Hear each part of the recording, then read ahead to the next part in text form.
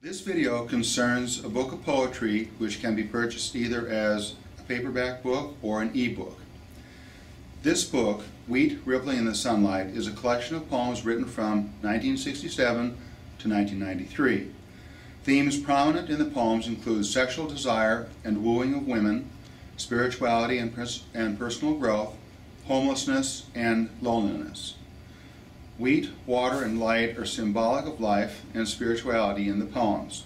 Love for the earth is expressed in descriptions of fields and the prairie, mountains, and the ocean. There are several styles of poetry in the collection, including rhyme to verse, prose poems, haikus, and stream of consciousness.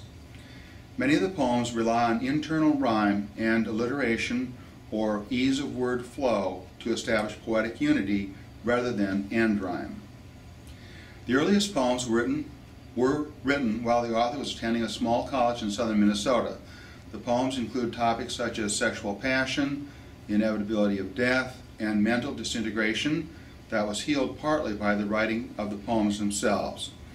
These poems of healing include the mystic poem, The Gift, written in the spring of 1970.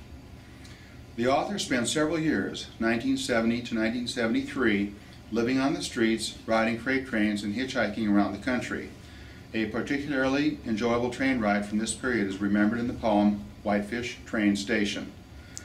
After this period of wandering, the author moved west and quit drinking alcohol in April 1985.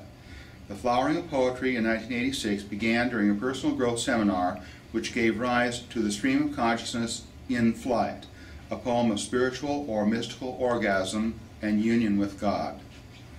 The search for love resulted in the wooing of and ultimate rejection by several ladies.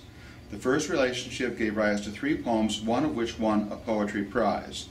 The second relationship gave rise to poems that reflect this lady pulling away and the gradual end of love. The first is set in the desert and expresses this loss of love as well as the oneness of nature. A climb down to a sea cave gave rise to the final whimsical poem entitled The Snail and the Raven, with the author being the raven and the lady playing the part of the snail. The third relationship was one of initial hope followed by complete rejection. The hope for love is expressed in the poem Violin Maker and the loss of love in the 3 remaining poems. The themes of oneness with nature and the inevitability of death emerge in Seal Rock, written on the last day of 1991.